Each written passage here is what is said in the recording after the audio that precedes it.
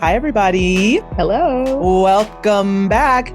You are listening to the You Are a Severance podcast with your hosts, Rodnesha and Kali Thomas. Say hello to the people, Kali. Hello, people.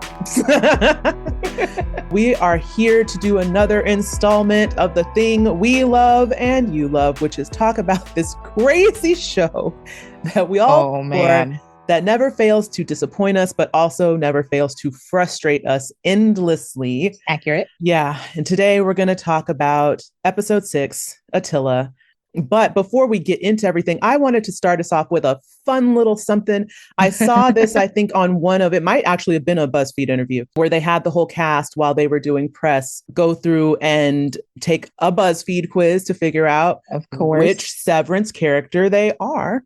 And I was like, I want to do that. I want to take the quiz, but I wanted to take it with you so we could both see where we land as innies in this human world. So we're going to do this quiz with you guys. Okay. If y'all are interested, it is on BuzzFeed's site. You can look it up. It's very easy to Google. So we'll read through each question and then we'll give you guys our outcomes when we get them. So here we go. So this is question number 1. It says, what kind of coworker are you? The options are the funny one, the rebel, the jack of all trades, the boss, the loyal one, or the old school one. Which the closest to like the keep your head down one? I just want to clock in, do my job and clock out. I don't want to be bothered. That's what I am. Maybe that's the old school one, like old school. Yeah, okay. Like come in, do your job and go home. I would say I'm the loyal one. When I say I don't like this as a trait about myself, it is just a general trait about me. So it flows into my work. And I don't like that because I don't feel like I should be loyal to any corporation because they don't give an F about me. It makes you stay in situations that you should leave longer than you should be there. Yeah. Okay, the next question, would you consider undergoing the severance procedure in real life? Maybe if my life changed really drastically. Yes, but only to prove a point. No, I'm always working, so it would be pointless. Yes, and I'd really be a cool outie. Maybe when I'm older, or no, I couldn't do that to myself. No. It's somewhere between no, I'm always working, so it would be pointless, and no, I couldn't do that to myself. Yeah, the reason isn't right, but it's a no. Yeah. So I'm saying no, I couldn't do that to myself. I think I'm always working, it would be pointless. As an actor, I don't think you guys know. You don't go straight to stardom, so you got to do a lot of odd jobs in between to hold yourself afloat until that tide breaks. So yeah, I'm working all the time anyway, so it would be pointless. Let's go with that. Okay, the next question is, which character would you want to go to lunch with? The options are Miss Casey, Petey, Felicia, the Goat Man, Burt, or Devin. Not the options I thought we were going to get. I love Devin. You do love Devin. But I am intrigued by hearing more from Petey. Oh, I'm torn. I'm in the same boat. My default answer was Petey.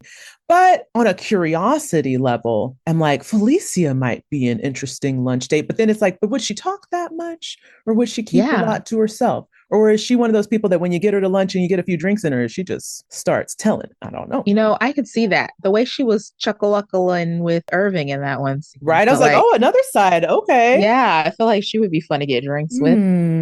I think I'm going to go with my first instinct, which was Devin. Okay. I think I will too. We'll do the same and go with Petey. All right. Next question. The Office is hosting a karaoke party. What song are you singing? Options are Enter Sandman by Metallica, Sympathy is a Knife by Charlie XCX, Flowers by Miley Cyrus, Holding Out for a Hero by Bonnie Tyler, Ace of Spades by Motorhead, or I'll Be Seeing You by Billie Holiday. This is a terrible list. I was going to say, I don't really love all these options. I know some of them are connected to the show, so I get that. Yeah, either connected to the show or just the Gen Z staffer that wrote this. This is how we know we're old and we're out of the loop. I think I'm going to go with Flowers by Miley Cyrus because it's the closest to a pop song. And I tend to go more pop R&B when I make my karaoke choices. It's true. When you're not going to seriously sing a song at karaoke, you go with one that's like fun to yell. Yep. So I'm going to go with Enter Sandman. Good choice. Good choice. Okay. Pick a movie to watch to unwind after a long day of work. Options are Meet the Parents, Little Miss Sunshine, Legally Blonde, Die Hard, Charade, Beetlejuice. I know mine already. I already know it. What? Beetlejuice? Oh, absolutely.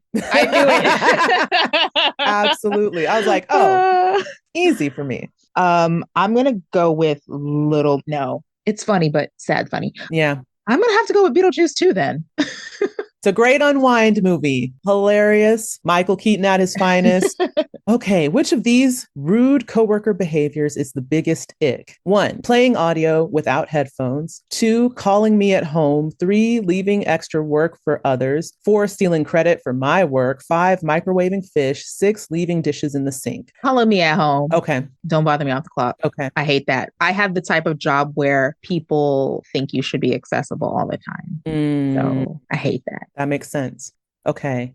Leaving dishes in the sink is one of them, and it is a more encompassing one. And I'm leaning toward that a little bit because I hate when people leave the microwave dirty. Mm-hmm. I hate when people leave crumbs all over the counter. Yeah. I hate when people at work leave the toaster oven disgusting. Mm-hmm. That might be where I land because it really does bug me. It's gross. I'm going to say leaving dishes in the sink. To me, leaving dishes in the sink is indicative of people who don't clean up after themselves after using common facilities. And that is a big ick for me. I don't like it. I hate it. So that's what I'm going to go with. And it makes it worse for the next person who has to use the thing. All right. Sorry. The next question. It's time for a snack. What are you choosing from the vending machine? The options are raisins, peanuts, pretzels, potato chips, cookies, or I'm not hungry, pocket that cash. Cookies. I guess I'll go with potato chips or chips of some kind. Yeah. And finally, pick an actor you would love to work with. Options are Kieran Culkin, is it Edibiri? It's Edibiri, right? Edibiri. I don't remember. I'm so sorry. I've looked this up before. I have too, and that's why I'm mad. Well, we all know her from The Bear. Coleman Domingo, Aubrey Plaza, Michelle Yeoh, or Robert Pattinson. Oh boy. I'm going to go with Coleman Domingo because I feel like he is an actor I would work with who would push me. I like that. Yeah. Like where you feel free to explore, but also like you can learn from that person as well. Yeah. Okay. I'm going to do Ao because thinking from my very novice director brain, I think that would be someone who also I could learn from, but I don't think I would be as intimidated working with if I had the opportunity to work with direct people that are not just my friends.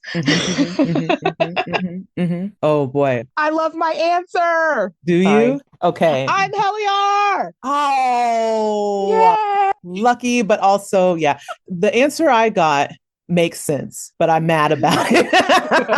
And it's close to one of the options I thought I would get. I knew I wouldn't get a Helliar. I'm not freewheeling enough to be a Helliar. It's fine. I understand. That's just not going to be me. I get it. My person is Harmony Cobell. Oh. Here's what it says. It says, you are most like Harmony Cobell. You're a bit of a workaholic. You can be quite a perfectionist. Your ambition is admirable. You probably get more done in a week than most people do in a month. Just take care that you don't overdo it and burn yourself out, which I often do. So yeah. Fair, I guess. Yeah. Accurate. Okay, let me read Helly's. Mm-hmm. You're most like Helliar. You're an independent thinker and nothing annoys you more than being told things can't change because that's the way we've always done it. Ooh, that's true. That's true. On point. That's you. Others might not always see your vision for how to improve the world around you, but you have the determination and grit that it takes to make a difference in time. I love it. All right, BuzzFeed, maybe you're onto something. Calling me to the carpet. I don't appreciate that so much, but that's fine. That's fair, I guess. All right. I knew it was gonna. I was like, it's gonna either be Milchick or Cobell. I have a feeling. I know it. I know it. I kind of wish it was Milchick a little more because I feel like I'm a little more fun than Harmony. Right. Whenever I see these, I wish they would just give you all of them after so that you can just read what all of them are because I want to know what they wrote about all the other people. But I would like to see that too. Okay, well, that was fun. Let's go ahead and jump into our summary for this week's episode. It seems the theme of this episode is all about any love, be it the embracing or denial thereof. While there is a bit of reprieve in the fact that most of our MDR has finally decided to be transparent about their secrets, well, some of them, the fact remains that all these innies are seeking connection, not just connection, but intimacy. this episode, we see everyone, including our excommunicated Irving, get caught up in the rapture of love. Intimacy does, however, come in many forms, and not all of them are inviting. Milchek gets intimately acquainted with a new version of himself as he enters a dark night of the soul. On the outside, desperation reigns supreme in the decisions being made, not only by Mark as he intensifies his push into reintegration, but Gretchen, desperate for a man she once loved, keeps a secret. And Fields, desperate to be free of his husband's transgressions, tries to shine a light on a long hidden truth. So there's a lot, as always. Mm-hmm. And also, just a disclaimer for anyone, we had a little bit of this discussion in our episode 4, but we are going to revisit the theme of sexual assault that comes with the reveal of what went down on the Ortbo later Mm-hmm. on. So just a heads up that that is coming. If that is a trigger for you, feel free to fast forward on past that part. Be advised. Yeah. Okay, well, let's get into our cast details and then we'll move right along. This episode, our guest stars are Merritt Weaver as Gretchen, Dari Olafson as Mr. Drummond, John Noble joins us as Fields, Karen Aldridge as Asal Ragabi, and then our co-stars for this episode, we only have a few, are Blaze James Gorman as Jim George, Irish Knight Gorman as Merrick George, and Mark Geller once again as our fearless leader, Keir Egan. This episode was written by Aaron Wagner and directed by Uta Brisevitz. All right. Well, let's get into it. Let me brace myself. Okay, I'm ready. We pick right up where we left off last episode with Mark sitting on the couch detailing his crossover experience to Asal.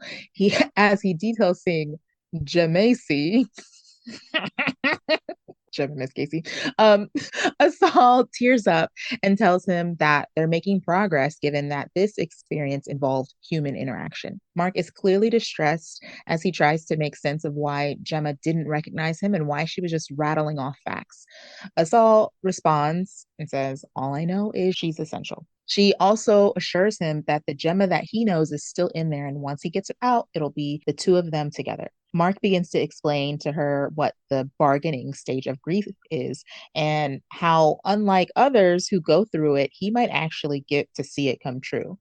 Over at Lumon, in a simultaneous pickup, Dylan comes clean to Mark and Helly about the black hallway with the elevator that only goes down and the fact that Irving left him a map to it on the back of his drawing. They ask to see it, but he tells them that he left it in the medium room behind the poster. Mark and Helly ask why he didn't just take it, and Dylan says that he left it because he doesn't want to get in trouble right now. And Helly offers to get it herself, but Dylan says she doesn't know everything, and when the two of them ask Dylan to tell them what he means, he just walks away.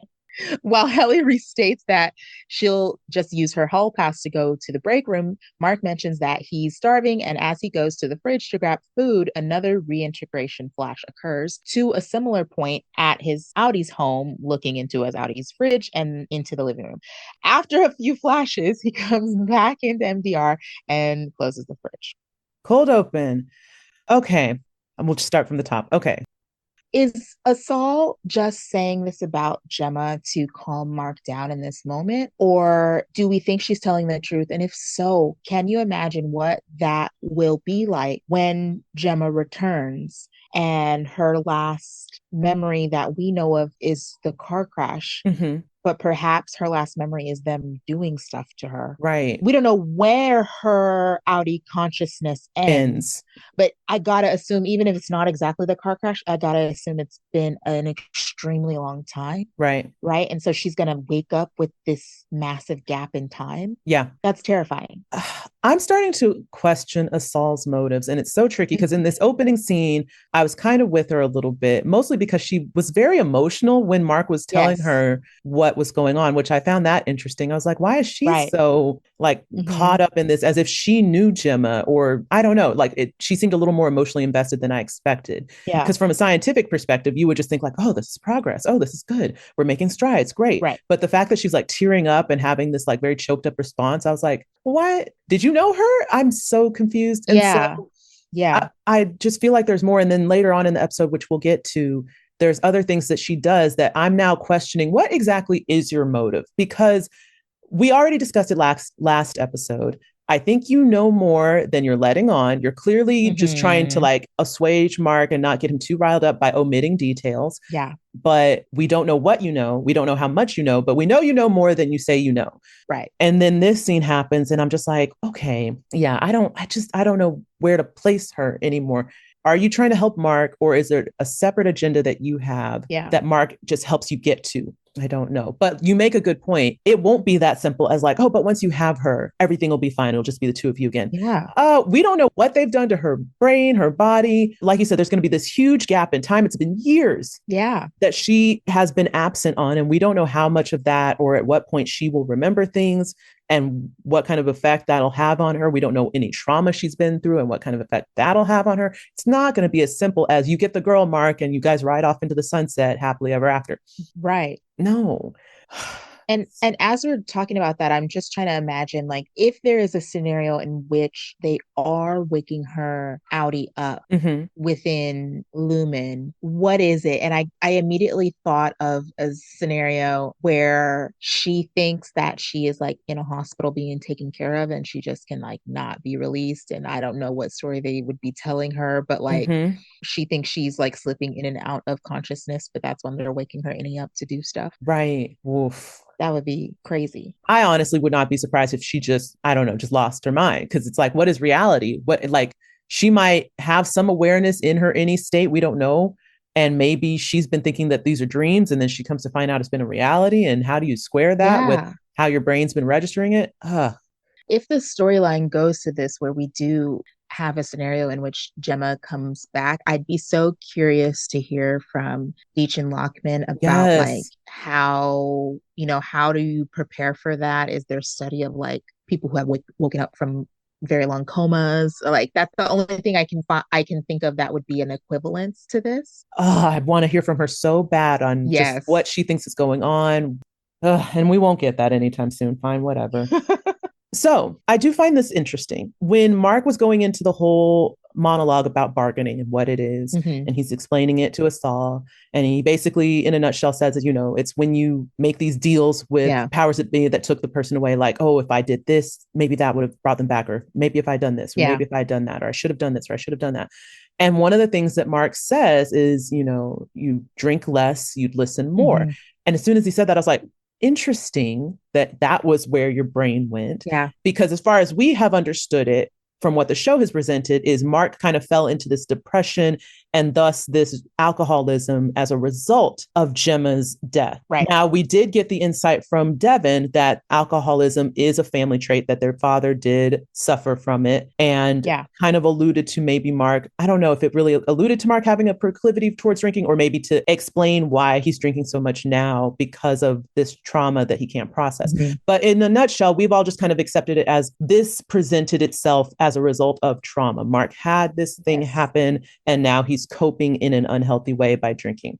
Right. This made me think back to the pilot script. And in the pilot script, Mark already had a drinking Had a problem problem. Yeah. and had nothing to do with the loss of his wife. In fact, in the pilot script, that was his whole reason for getting severed, was because he was drinking. I think his wife left him as a result of his drinking, and he could not be a functional alcoholic and work and have a job without it. So that made me think. And I've heard other theories, I think on Reddit or online, of people who have questioned, what if Mark was already drinking before? And I think some people have pointed to like one of the things that Devin said, which is like, she made you a better person and all this other stuff. Yeah. Like maybe he already had the addiction before, and then when he got with Miss Casey, he either tapered it down.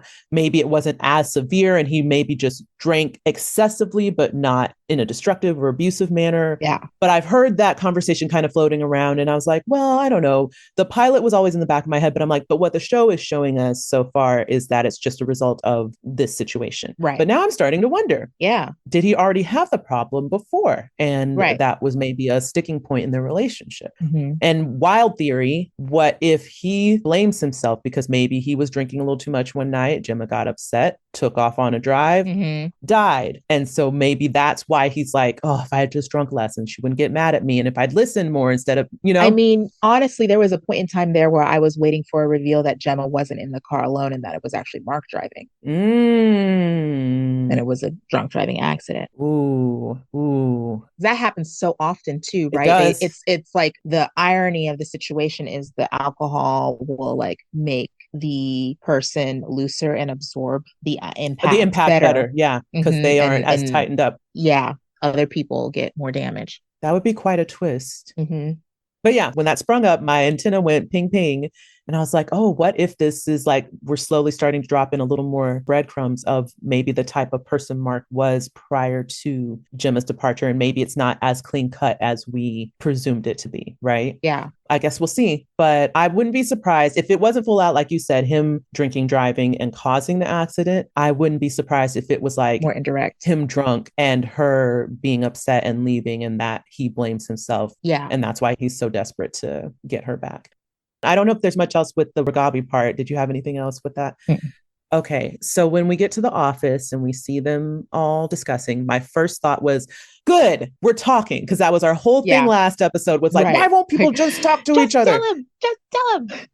And so the fact that Dylan spills the beans, I was like, these writers, okay, you guys are so smart. You're always one step ahead of us. You're like, we know. We're not going to drag it out. We're not going to make it this people are being dumb and acting dumb and making dumb decisions. We're actually going to have people say the thing. Yeah. So I appreciate that. And we see that further on in the episode too with other situations where people were holding on to information last episode and now they're coming clean.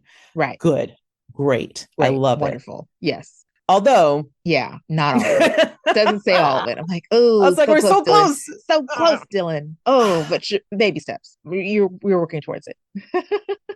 At least we got one part out. We got a piece of it out. So now they know about the export hall.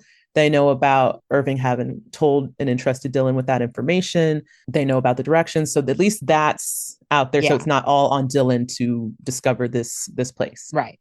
Yeah. And I think too, for him, it's like, okay, he can keep behaving well so he can keep getting his incentive. And now, well, I've told them about it so they can investigate it. I don't need to be the one to investigate it. So I can keep being, the company man, get my Audi visitation time, and I don't have to feel like I betrayed Irving's trust by not enacting this situation. So yeah, it does kind of let him off the hook a little bit to keep getting what he wants out of the arrangement without compromising Irv's wishes. Yeah. And it does make a little sense because Mark and Helly are kind of our voyagers, our front runners. They're the ones that are going out, discovering and uncovering. That hasn't really been Dylan's thing. Right. But at the same time, I'm like, but Dylan, okay, but Irv entrusted you with this. It's not so you could just push it off on someone else. This isn't a delegating task. Right. This is not what he wanted. This is not his dying wish. No. I just have to quote before we get to the last part. I just loved Helly's demeanor at the top of this. And again, it's just like, old Helly. We're back with our friend and her little witticisms and things. But I just love that when they're talking and she's dressing down Dylan and she's like, okay, so you said it's behind the poster of you actually being brave?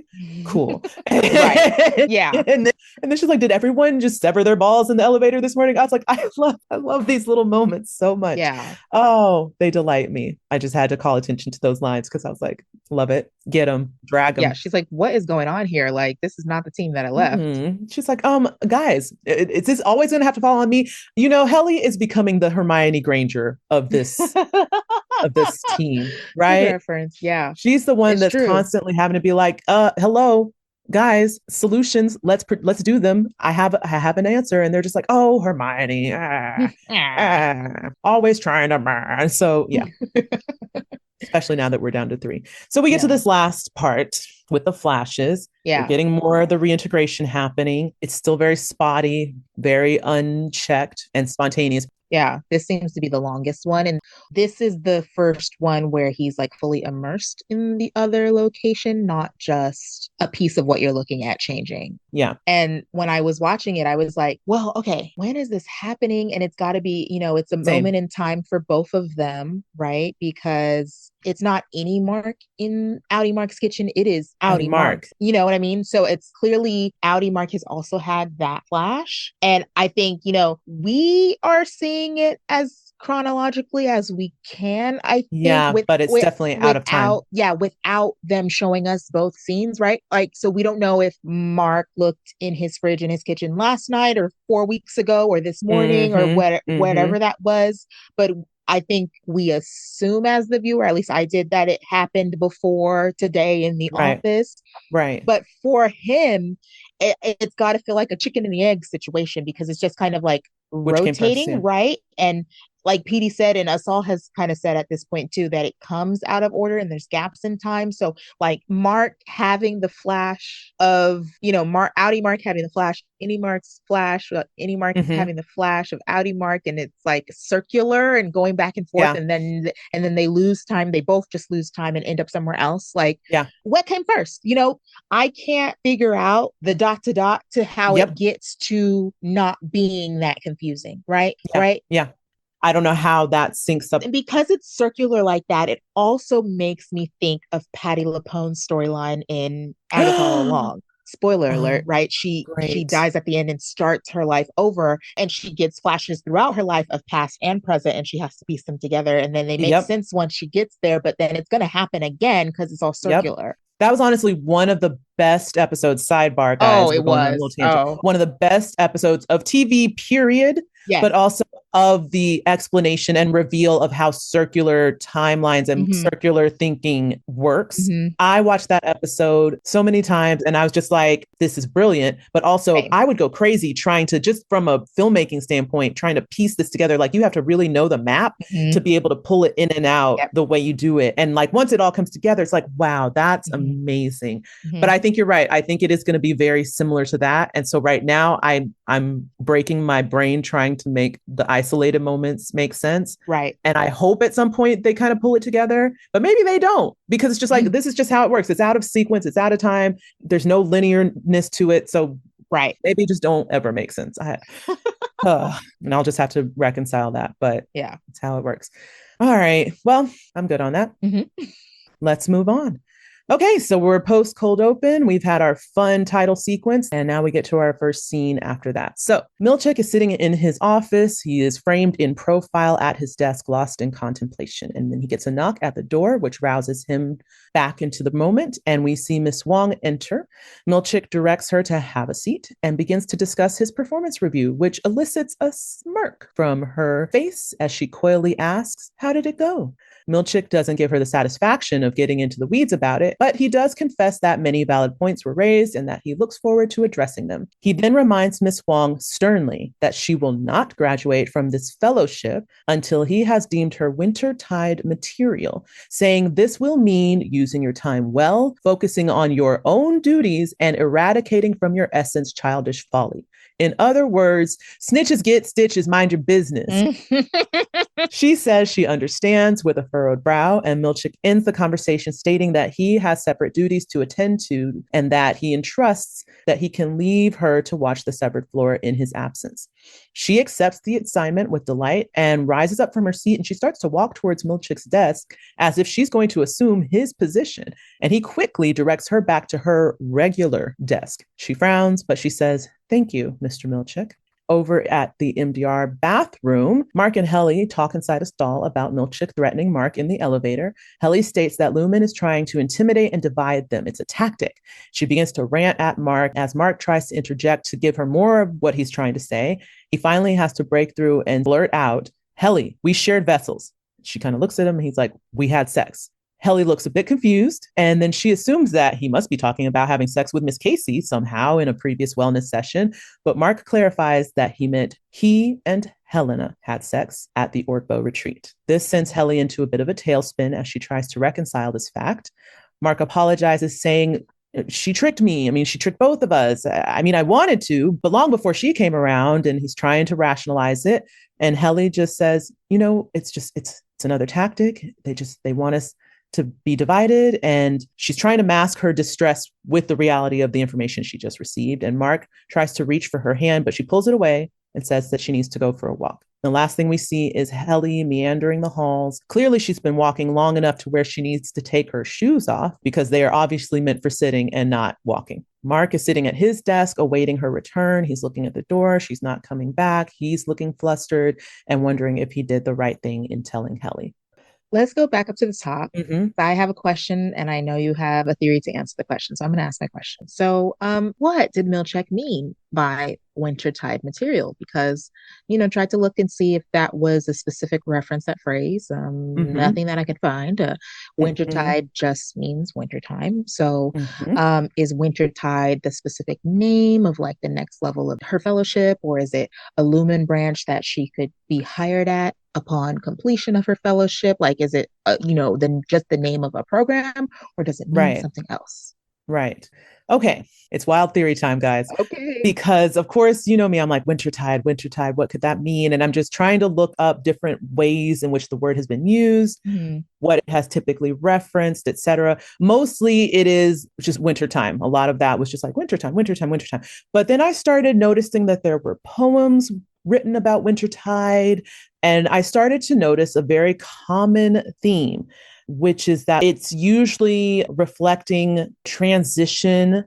Go with me here, guys, because my brain is still trying to rationalize it, but it's representing a change in life, like going from dormancy to awakening. My wild theory, as I've already mentioned before on this podcast, I don't believe this is a child. I don't believe she's a child or a Yes. normal child, etc. What if this is about graduating consciousness and going from being able to leave the vessel body that she's in and graduate? Now, what I don't know is she graduating to an adult body Mhm. or graduating to final sleep, if that makes sense? Hmm. Only because winter usually represents dormancy, Yeah. death, final stages, etc. So I was like, as I've mentioned before, is she actually an older woman trapped in a child's body and she wants to leave that body and just either She wants to be done. that be Let me be done? done. Like, I don't want to go through these cycles no more. I get it. I've Dang. achieved enlightenment or whatever. Can we go to wintertide and be out? That, or maybe she is trying to graduate back up to an adult body that she's familiar with and recognizes maybe an older woman Mhm. that's more age appropriate. And it's like we had to go through these different stages of consciousness, be a baby, be a child, be a teenager. Can I finally graduate to adult final stage? And if it's the latter, is her current vessel punishment for something? It would feel like it to me, is what it would feel like. It would feel like we need to put you in this vessel to learn a lesson or to recalibrate or something, you know, having to do with these tempers or whatever. And so she's hoping she gets it right so she can almost a take on reincarnation, but obviously the Lumen way. So maybe she's like, okay, am I finally like, have I achieved enlightenment enough to finally like bounce out of this body? Because I'm over it. I'm tired of being a child. I don't think this is where I belong. I feel like I get it. Wintertide. So that's in a nutshell my thinking, and my theory on that is that it has to do with the vessel she's in and her wanting to get out of that vessel and go to the next one. And I Mhm. don't know if that again is to another human body or just to cancel out and be done with bodies altogether. Right, right. That's wild. I like it. So we'll see. I don't know. That's my thought because I was just like, they said that really weird, and this was a weird conversation, and nothing at Lumen is ever just normal. And Right, what could the deeper meaning be? So that's where I'm right. going with that. We'll see if that checks out. Yeah. Okay. So again, we'll do another disclaimer warning. We Yeah. are about to enter into a discussion about SA, sexual assault, Hmm. because this keeps coming up, but we just want to give you the alert. So if you want to fast forward, jump ahead, you can do that. Yeah. So, you previously brought up, we touched on it very briefly. We Mm-hmm. didn't spend much time on it, but that essentially it was akin to like stealthing what happened Mm-hmm. on the Orpo because Helena didn't, reveal herself as Mm-hmm. such to Mark, and he didn't know who he was sleeping with. He didn't know the true Right. identity. And so I was just thinking about that as he was telling Helly, and she keeps bringing up like she was using my body. She hijacked my body. And I was like, yeah, the more I think about it, the more the definition of rape applies here, not just for Mark, but for Helly too. Yeah. And her reaction to the information is consistent with that too. It's not just about that she missed out on it, right? It's Mm-hmm. Mm-hmm. that it was done to her without her Without her knowledge. knowledge. Yeah. It's so complex because she is the same person, and I was just looking at like definitions of rape, sexual assault, and Mm-hmm. consent more so, and if any definitions specify that consent is not consent unless it's informed consent. And what I was seeing Right. is that unfortunately, a lot of legal definitions are more force-based, and there's various human rights groups Right. like doing activism campaigning for places to implement consent-based definitions of sexual assault and rape. So I was just looking through different definitions of consent. Now, as someone who works with medical adjacent stuff at work, I get informed consent in that sense all the time from people. Right. Yeah. But with regards to this topic, informed consent, it needs to be obviously freely given and like not coerced. It needs to be mutually understood by both parties. Mm-hmm. And when you're talking about SA in the workplace, there's always a parallel discussion of power and authority and how that plays, and exploitation of your position, and how it can be difficult to even get true consent if it Right. is an authority subordinate position, because that can't be removed. So even if there's a scenario where they did know what was going on, like she is the head of the company. Can you really say no when that is the situation? Right, Yeah. right. I was just like, I think this deserves a little more, it deserves a little more discussion just Yeah. because it's super heavy for Helly. And I think she figures out the best way she can in the next bit. Yes. But how Yes. do you get any justice or reclaim any sense of autonomy or authority in that situation when the person who did it was you, a version of Right. you? Right. That's tricky. That's some severance law for you. Yeah, I'd hate to yeah. be the lawmakers in this world where that's a factor. First of all, I'm glad you brought it back up because I do think that it is a conversation that the writers and the creative team want us to have. Mhm. It is informed by the scene we get later when Yeah. Helly basically tries to reclaim that and the way that it went this time. So I don't think it's one of those like, are we overthinking it? Yeah. They very much want the conversation of consent to be a part of our framework for this because Mhm. that very much matters and that very much affects these characters' lives. What do you do when your autonomy cannot be fully yours? How do you, like you said, seek justice or reclamation?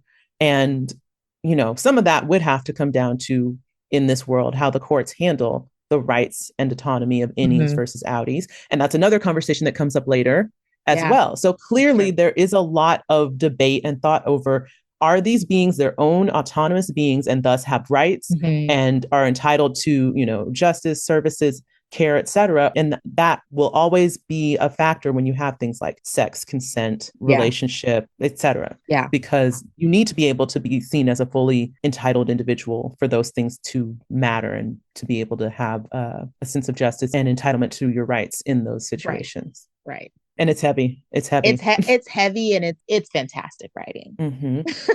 And it treats the audience like smart, Hmm. informed, keyed in viewers rather Yeah, than like, oh, we don't want to go there. We don't want to make it weird for you. We want it to be fun. And it's yeah, like, no, we can still make a great show with great elements, but still also cover some hefty things. yeah, Maybe that's why this episode was a lot for me to process because they get yeah. into that in a lot of ways this episode where it's like nothing is really just black and white. Hmm. And how do you square that? Right.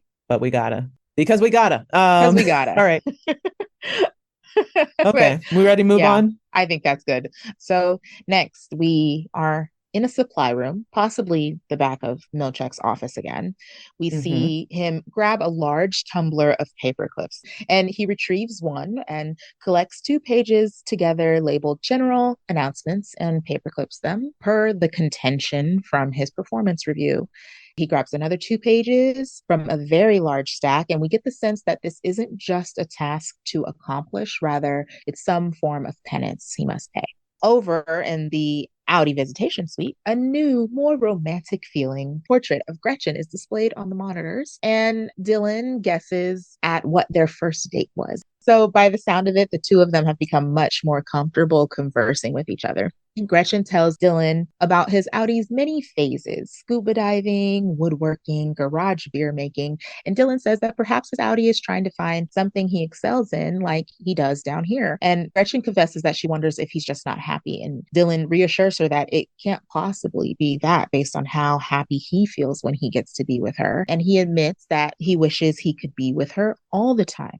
To which Gretchen replies, we are. And Dylan corrects her and says, no, you and him are, but I'm not. The sadness of this fact creeps across Dylan's face and a longing crosses Gretchen. So then Dylan asks if they can try hugging again, and Gretchen nods, and they scooch towards each other, little giggling, awkward teenager, and they embrace, and Dylan gently grazes her back. And so at this moment, it's intercut with an isolated Helly sitting in a corner of the hallways, distraught, and Mark is alone at MDR, distressed, reflecting on both his kiss with Helly and his night with Helena. And the imagery is intertwined. But when we go back to Dylan and Gretchen, as they pull out from their hug, we see they linger a little bit. And then we cut back to Helly, remembering her and Mark's last intimate moment, that kiss just before the OTC. And that kissing moment transitions to Dylan and Gretchen kissing. The barrage of kissing scenes is intertwined with one another as we see what all these innies long for is connection, intimacy, desire, and love. See, all these scenes are hefty, even just something as simple as this. Like, yeah. All right, well, we'll go back up to the top. Okay, so Milchie. Oh, Milkshake. My boy Milkshake. Oh, man. As I said last episode, and it's just getting worse each episode, I don't know where to place Milkshake anymore in terms of how I receive him. But I am feeling increasingly more like heavy about the burden his character carries. Mm-hmm. I don't like it. Mm-hmm. I don't like it. and again, seeing this moment where he's in this room in the dark, just like paper clipping. Yeah. Every contention he got, he takes as a personal attack on his character, on his person. Yes. And the fact that he's giving it that much weighted assessment is just indicative of how much he is processing, not just how am I doing at my job, but how do they see me as a person? Yes. You're going to sit there and paperclip this entire stack of papers in one sitting. Yeah. To prove what? Right. To prove what? To who? Well, yeah. And my initial reaction, it's a great shot. He walks behind the shelf. Racks or whatever. Yeah. With the massive containers of paper clips. And as he walks up, I was like, oh no, is he about to practice the paper clips? And then he walks over to the 2 stacks of paper. And I'm like, yes, he is about to practice. And it's interesting that you know, in the summary just now you had put it's some sort of penance, right? Like it's like his Hail Marys. He's got to do this to repent. But also, I think like the sheer number of them is so he can commit it to muscle memory and not absentmindedly make the mistake again too. It's like I do it enough times that I can do this without thinking about it, because that is something you don't think about. No, it's not like Staples. And even then, it's Staples. Who cares? Like, this whole setup, again, it just made me think penance. He's in the dark. He's by himself. All I could see was like some priest on the ground, like lashing themselves, or like you said, or doing all the Hail Marys. It's like, I have to pay for this sin I committed. I have to pay for this atrocity. Of paper clips. But in his mind, it's like, no, I have like sinned against my faith, and I need to pay penance so that people know that I am serious and that I'm here and I'm committed. And it just was such an oogie feeling to be in that back room. And it might as well have been him lashing himself. Honestly, it would have been just as violating to watch, because it was just like, oh, Milchik, I think what it read to me was like a worth factor. Like, I don't feel worthy. They have told me I'm not worthy, and I have to prove my worth. And again, it coming delivered to us in a Black man's body, it's just like, dang, okay. I'm not trying to think about this all the time. I'm not trying to make this a thing. I'm not trying to have race be a thing, but it is. It is. Are wanting that to be front and center in our minds as we process this character and his part in this company. And where's the line? You know, where does your humanity matter more than this company's values? So it's very oogie, and it gets more oogie, and we'll talk about it later. So, all right. Well, we got exactly what we expected was going to happen with these two. It didn't take long at all. I wrote here, I simultaneously love and hate this Audi visitation suite situation for Dylan. I mean, as the theme is revealing itself, Aenies deserve love too, right? And I'm happy for him. But I also am just like so pained for him, because in what situation do you get what you want here? You don't. Right. Y'all can't carry this on forever. She can't keep coming up here having these little visitations with you. It is very much indicative of the affair cycle, right?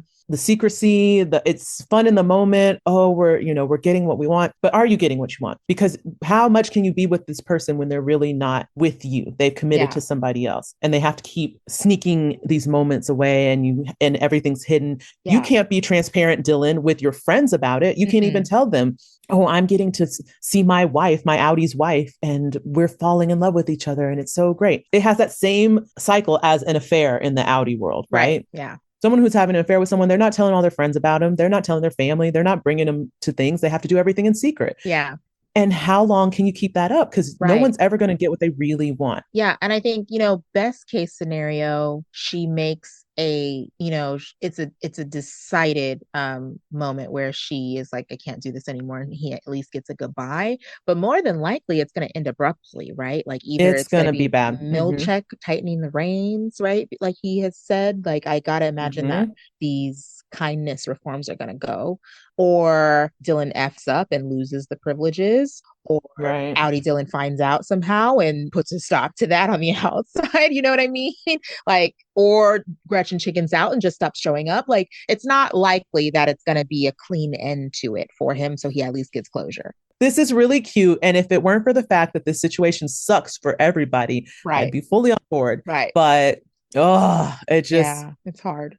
It's hard because I want the innies to have full lives. I want them to have what they want. Yeah. But the situation does not allow for that. Right. And so there will always be factors outside of their control that's going to prevent it from being fully realized. Yeah. Which sucks. Yeah, it does suck. I want him to find a way out of this. Well, as I predicted in a previous episode, don't remember which one, it's either going to come down to him finding out about reintegration and deciding he wants it and talking to Gretchen to be like, can you convince your Audi to get it so we can be together? Yeah. Or Audi Dylan finds out about it out of his trauma from finding out his wife's having an affair on him with him. Like, I want to know what's going on in their reintegration. Yeah. But either way, the approach is not good. And I don't see it just being a straightforward, easy fix. Someone's going to be against it. Someone's going to withhold it. I don't know. I don't know. Right. All right. Are we ready to move on? Yes. Well, it's sexy time. In this next section, an emboldened Helly rushes back to MDR with a stern look on her face. Before she arrives, Mark runs out of the room as well and nearly collides with her. He says that he was coming to find her, and she says same. And he begins to apologize again, and Helly stops him, letting him know she understands he really wanted to be with her, but that what sucks is that she got to have it and I didn't. That Helena used her body to get close to him and her friends.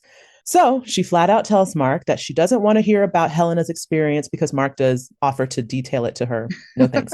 She says she wants to have her own. She asks if he would like that, and Mark delightfully says yes. So once again, it is like we are watching two teenagers approaching their first time experience, yet somehow this version is a little different. So he asks, how are we going to do this? Looking around like, oh, where do we go? And Helly just says, follow me, and navigates him to a room with tarp covered desks, similar to the one that Mark took her to after her unaliving incident. And she walks him in and says, ta-da, a tent. And they begin to draw the tarps across the aisle to create an almost kids' fort-like enclosure. They crawl inside with timid smiles, and Helly confesses that she's nervous, and Mark says he is too. They begin to undress and start kissing, and the vibe this time around is less horny and intense and more tender and aware. Mark guides Helly through each action, ensuring she's getting from this experience what she desires, and in a way, this is a new experience for both of them. Back with Milchik, we see him attach his final uniform paperclip, and as he removes his hand, it is trembling wildly. He stifles it by retrieving his performance review packet and uses his other hand to flip open to the section, uses too many big words. He then goes to a different area of the room where a small mirror and a lamp rest. He flicks the lamp on and says the last statement that he made to Miss Huang. You must eradicate from your essence childish folly. He repeats, you must eradicate from yourself childish folly. After this line, he glances down as if defeated, but simultaneously summoning strength. When his head rises, a change comes across his face. You must abandon childish things. You must grow up. You must grow up. And with each repetition of the last line enters more gravel in the throat. Soon he is simply saying, grow, grow, grow. I can't do it the way he did it. But he says it in a near growl as he suppresses whatever shreds of humanity remained inside. So let's go back up to the top just real quick Let's go before back we up. get Yeah, yeah, to yeah, yeah, yeah. Milchek. Yes. So when Helly was like, follow me, they started walking down the hall together. I was like, baby goats. Now it Is baby does. goats code for sex with Marcus? It most definitely Most is definitely code. is I now. kind of wish in that moment she had said baby goats and he'd be like, Right. what? And she's just like, follow me.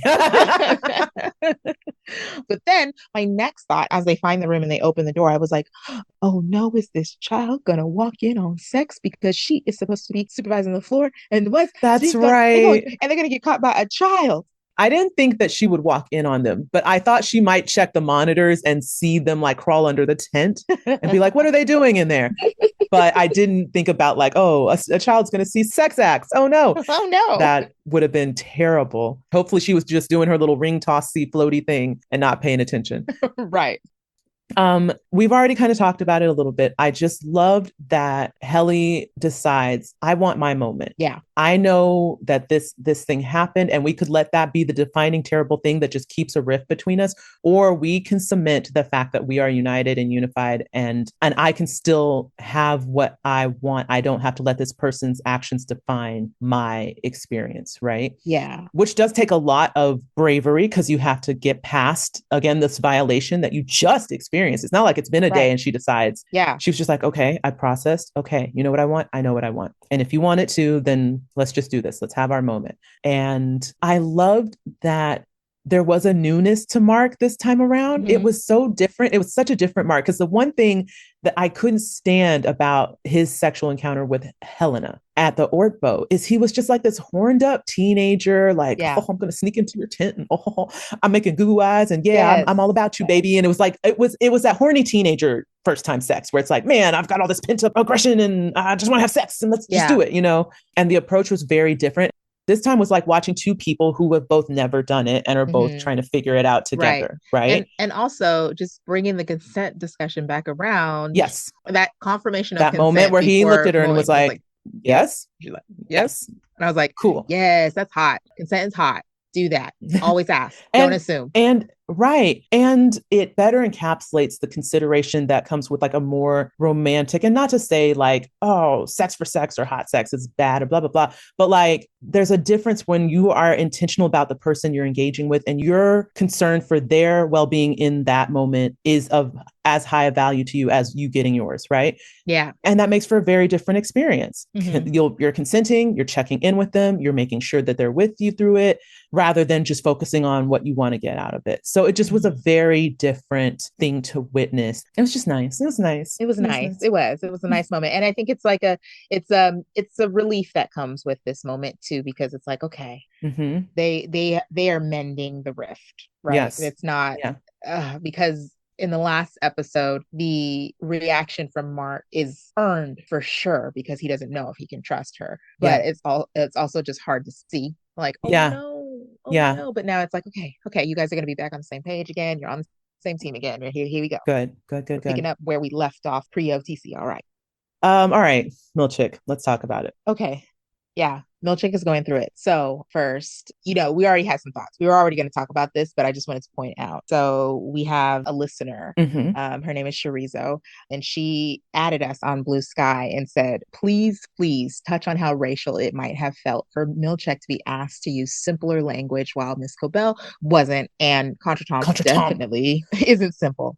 And I was like, yes, we are we going to talk about it. But yes, we definitely going to talk about it. Thank you, Chorizo, for pointing it out and saying the quiet part out loud. Yes. I had told Callie last week, but I didn't get time to do it, that I wanted to do a video about, because I made the joke last week about how when he got that contention of using too many big words, and I was like, oh, that'd be me. Right. But I sat with that afterwards and was thinking about it and was like, now wait a damn minute. Right. How is he getting flack for using too many big words when I done heard big words all up and through Lumon constantly?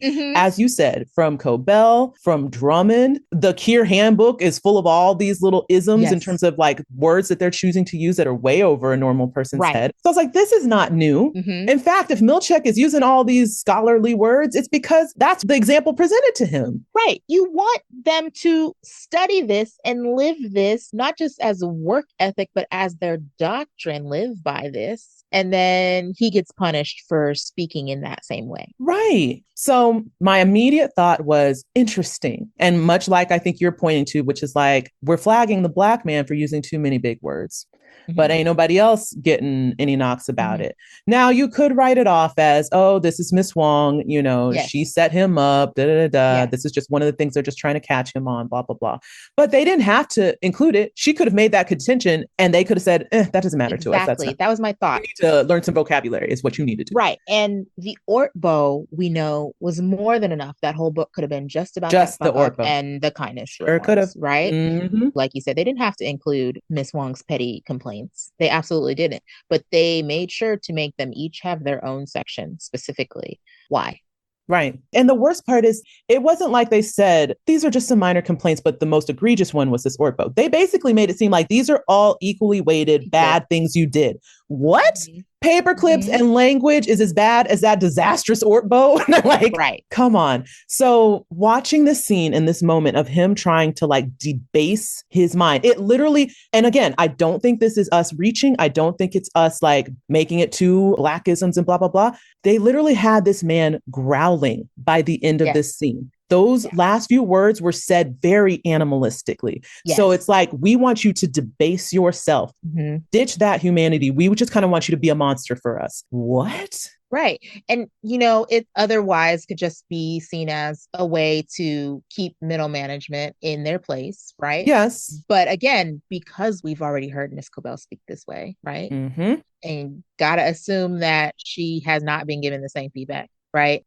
It speaks to, there's definitely some other reason, right, why we don't want you to feel like you can speak the way that we speak. You don't get a choice in this. You are not the decision maker. You do what we tell you to do. And you shouldn't be behaving in a way that may allow other people to assume that you are on our level. The threat, the threat of like, oh, we don't want you to get too unchecked. We don't want you to get too high up without our ability to put you in your place. So tone it down. Okay. Calm it. Be that guard dog for us. Be the monster that we have on the leash. All right. We'll let you in the house. You get to have the food. You get to have the privileges. But at the same time, you're still the dog on the leash. Yeah. Right. And, you know, it brings me back again to the paintings. And last week I joked about like, don't bring up these damn paintings again, but I'm bringing them up again because we as an audience may not have as much reason to think that if they hadn't already othered him with the painting, right? And that's the irony of the paintings, is that they were meant to make him feel more closer to Kier, but pointing out that like, we need to change this person's race for you to feel like you belong is othering him. Yep. It wasn't necessary at all. Not at all. And I think it was just to tell him like, hey, we recognize this. We also had that lengthy conversation about if racism transcends severance right now. Do the innies bring that in? But none of these people that this is going on with are severed, right? So they're operating with the same implicit biases and systemic structural racism at play. And they aren't trying to hide it with these paintings. No. And with this feedback that they've given him.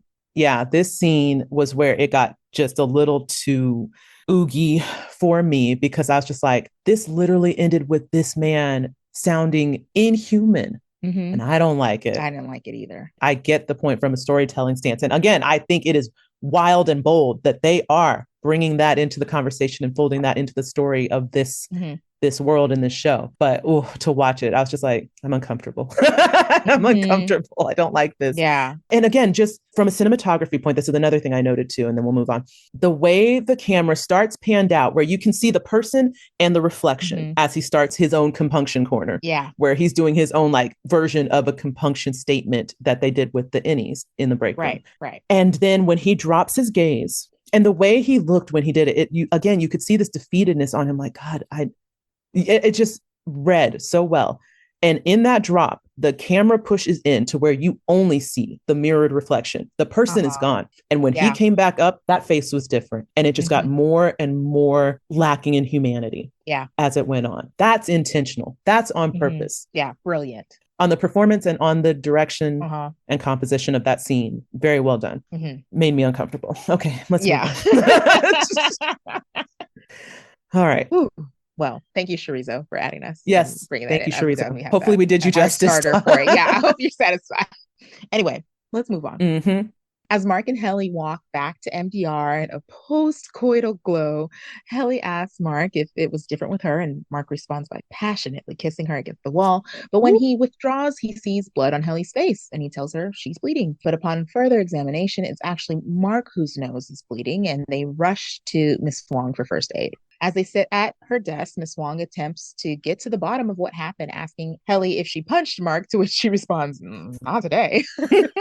And then she asks, what were they doing when it happened? And Helly says, well, they were refining something, of course. That's what they do. Mm-hmm. And when Miss Wong begins to ask if he's experienced any other symptoms like hallucinations or auras, Mark wisely keeps this to himself, but Miss Wong still insists on taking his blood pressure. In the midst of this, we hear, where are you? And Mark's brain begins to flicker again to him sitting in the basement with Ragabi wired to her scanner, and Ragabi's face interchanges with Miss Wong's as he answers her question. He then hears a faint voice, Mark, and we see that we're back to Ragabi, and she asks him if he's at Lumon or if he's there with her, and he says, I don't know. And so she asks, do you see a hallway, a black hallway?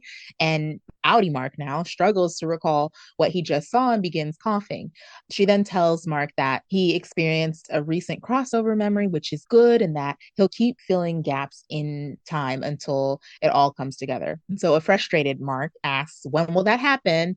And Asal comes up with an idea to speed up the process by flooding the severance chip through the already existing hole in his head. As she says this, she begins to part the hair on his scalp and reveal the drill spot, and Mark shoots up and demands that she take off the wires right now.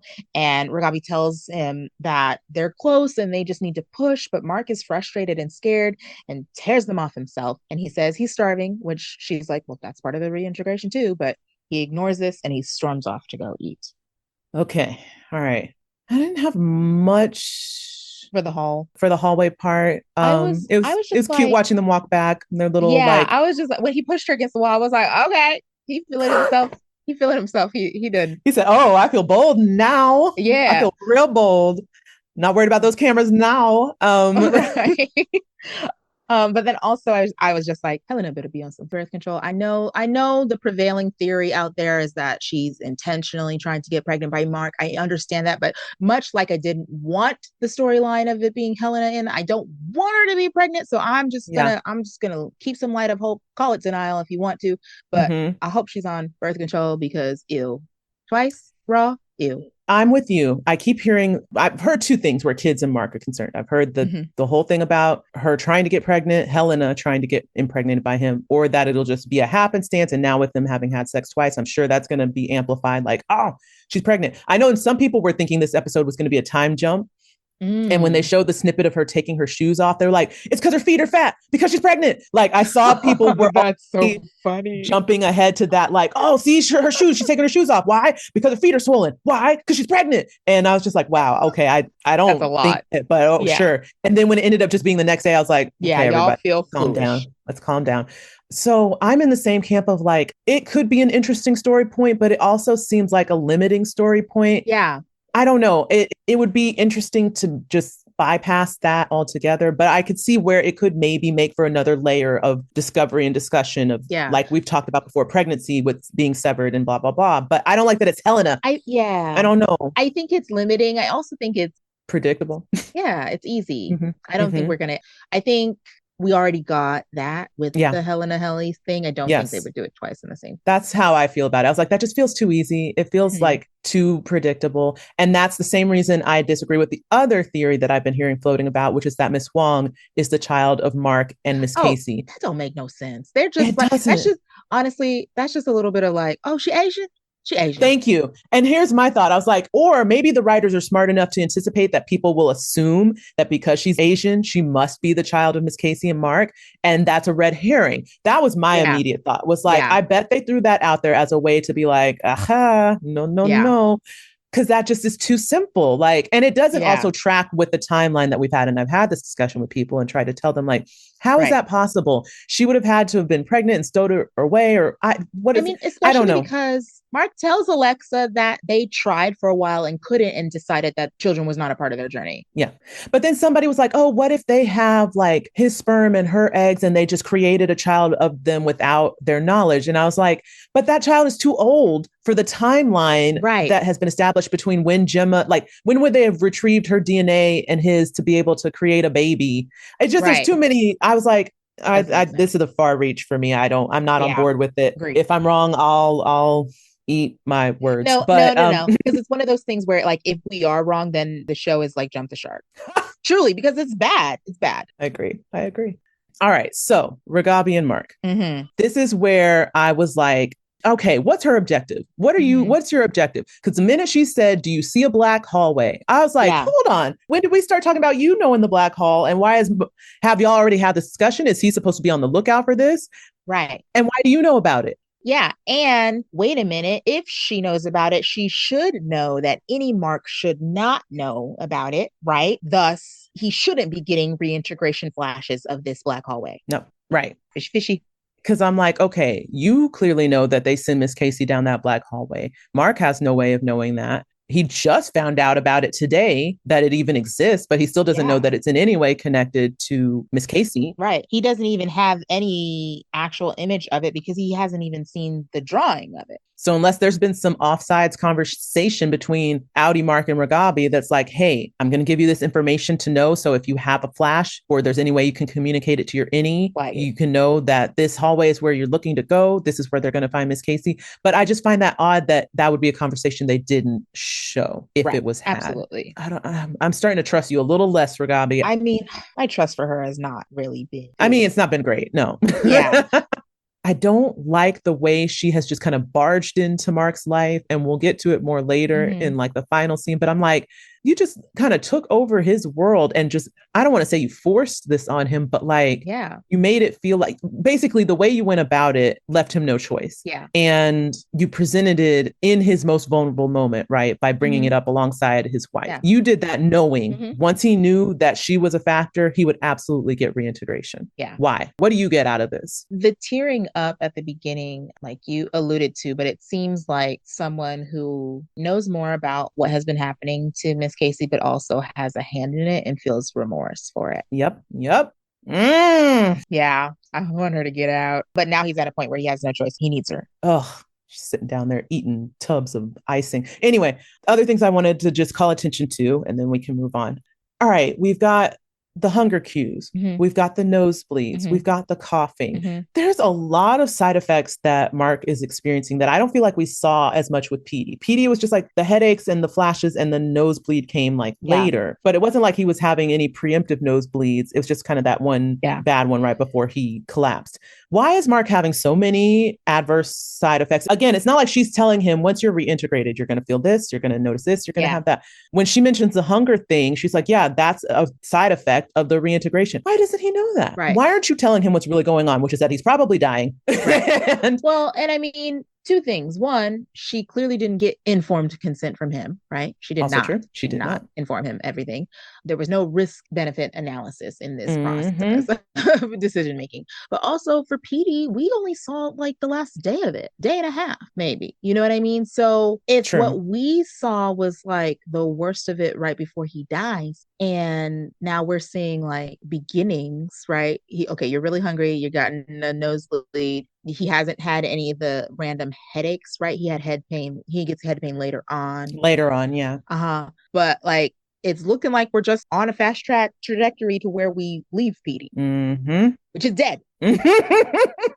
And that's why I'm mad, because I'm like, I feel like she's rushing him because she knows he's on a ticking clock. Yeah. Like we gotta get you in there and get this going, because I know you probably got like days before you're and just as dead. We need to rush it so that we avoid that same outcome. No, it's like we're rushing it because there's some kind of information that I need to get out of you before you die. Right.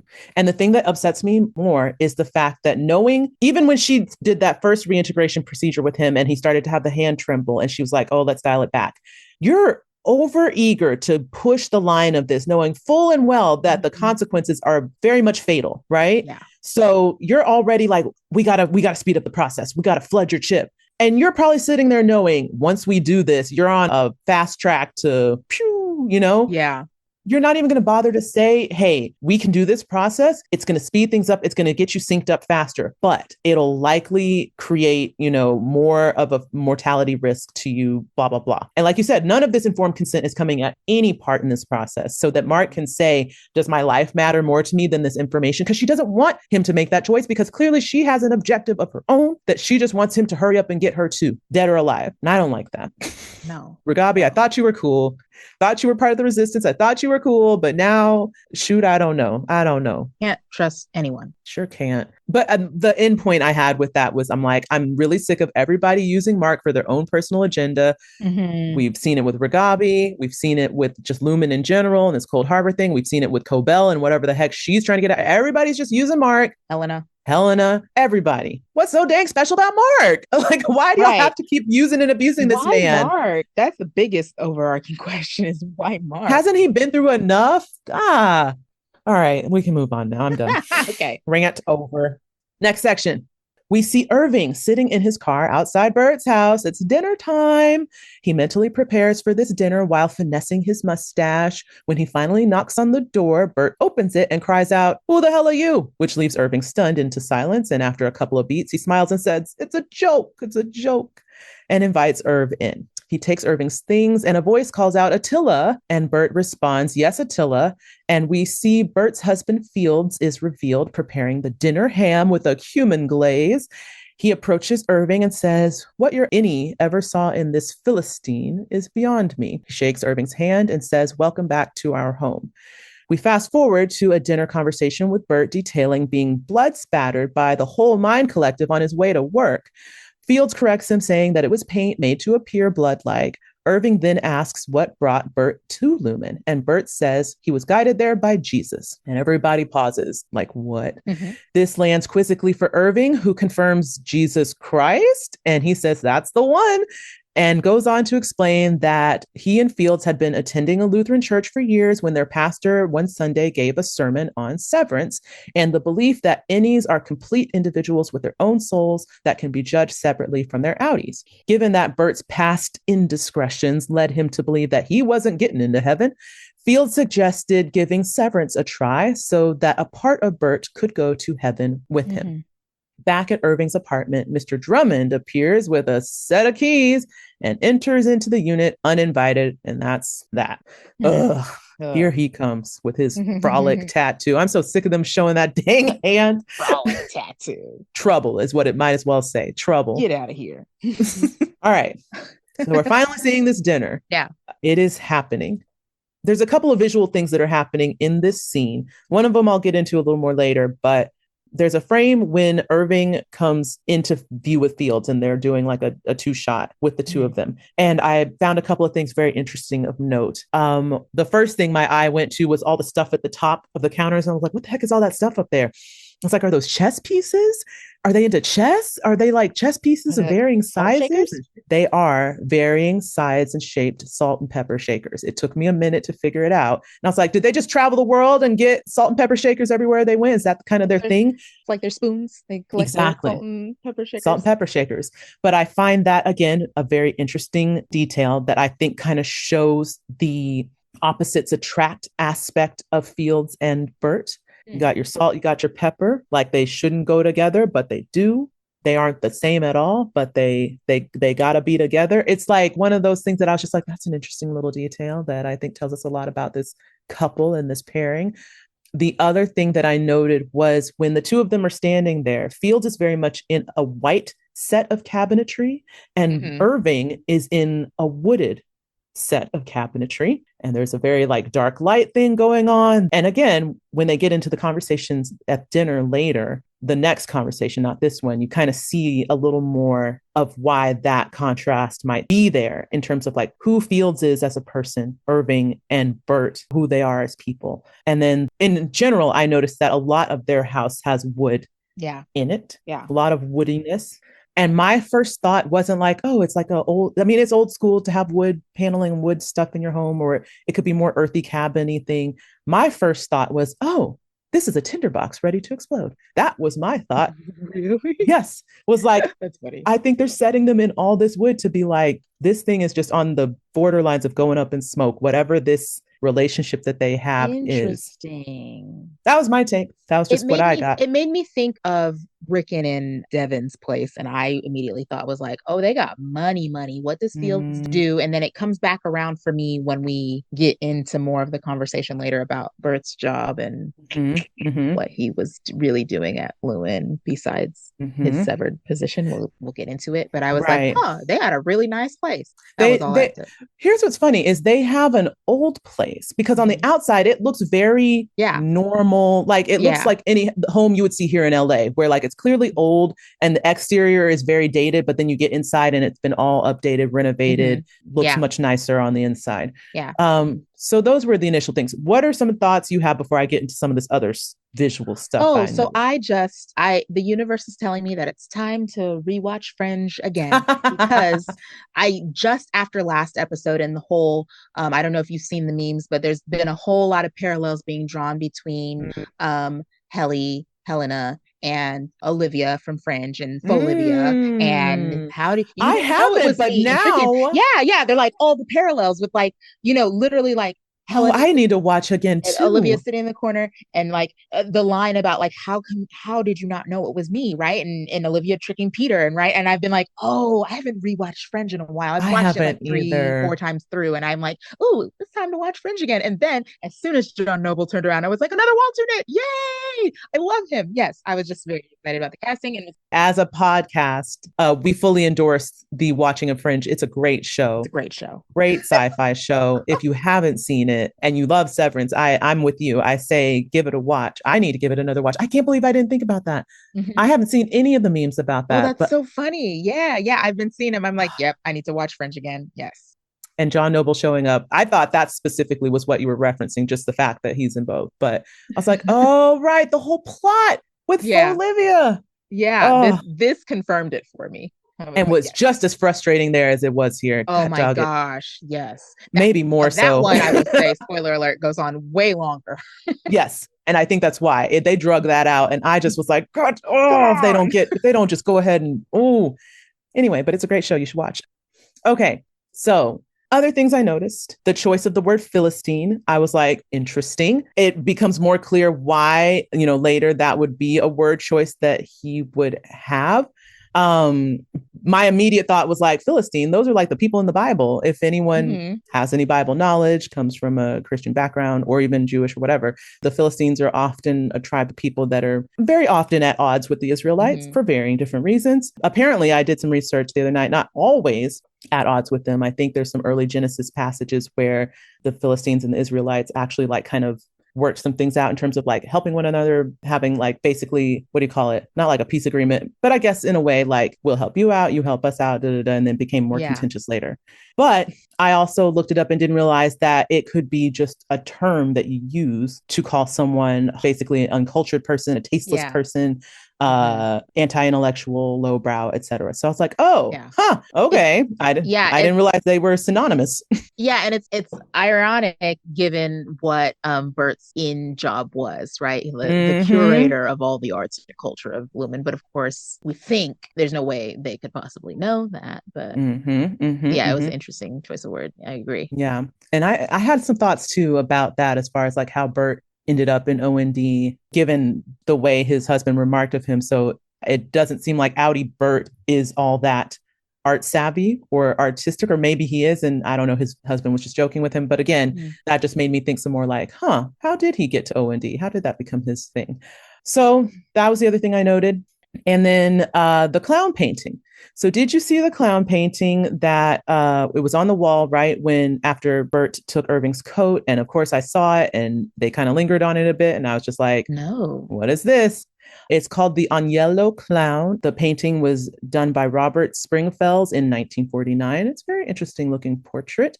Some details to note. Agnello is an Italian word that means lamb, can also refer to a sheep, a baby sheep, or lamb meat. Agnello di Dio is a religious term that means Lamb of God. It's also sometimes a surname in Italian for people, but it also sometimes is used as a nickname to describe a mild-mannered person. I guess that's because like the lamb being in Judeo-Christian orthodoxy is a symbol for innocence and peace. And, Jesus is the Lamb of God. So there's a lot of parallels with that. And then, of course, I wanted to see what an agnello clown is. It is a specific type of clown in the Italian circus that is known for being innocent and childlike and is often portrayed with a very playful and gentle demeanor. The primary characteristics of an agnello clown is their portrayal of very innocent and naive persona, often acting childish and playful. They are played in a comedic style that typically relies on lighthearted antics and silliness rather than slapstick or aggressive humor. And again, it is specific to the Italian tradition of the circus because there's other clown types in other, like in the American tradition, English tradition, etc. So Kelly is an artist. This is where I wanted you to weigh in. Uh-oh. What I was trying to find and I could not find, and I'm not saying as an artist you can give me that information, but maybe you can get close. What I was trying to find was a description for the intention of the painting, the origin of the painting, that sort of thing, and could not find anything. I'm a little annoyed that I couldn't find not one thing. Yeah, I was going to say, it's not a name that I recognize by any means. Yeah. I thought when I clicked on the link to the picture that I was going to be like, oh, this was in the blah, blah, blah, but it doesn't ring a bell for me at all. So I'm like, oh man, I must have been focused on too many other things.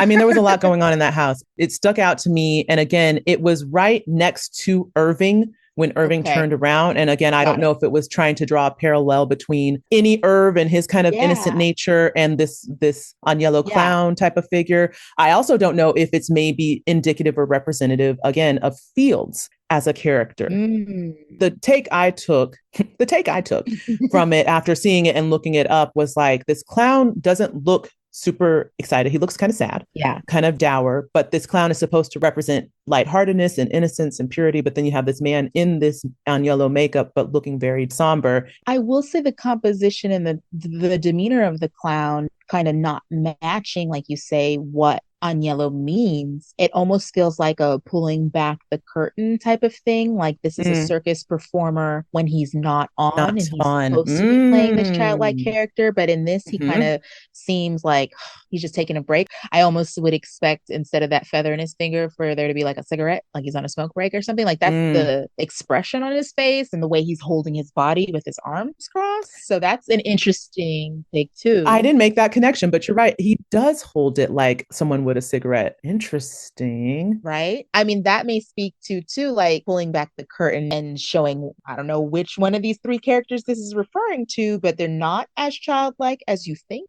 Right. And not as innocent as they portray themselves to be. Yeah. Nothing's an accident on this show. No, it's not. Stuck it in there. It's for a reason. Okay. So that was the portrait. The other thing I wanted to point out to real quick, and it again becomes a little more apparent the next episode, is the wardrobe. I noticed very quickly that Fields is in blue and his apron is blue-green, kind of like the Lumon colors. Yeah. Which that might just be all of Kira. Maybe everything they sell is just blue-green, whatever. Right. But I did notice that he had more color on. He had a blue, almost sky-like heavenly thing going. And then you've got Irving, who's wearing black and white. And you have Burt, who is straight up in black. I find that very telling, again, about what we're trying to say about each of these outie characters. Yeah. Okay, that's it.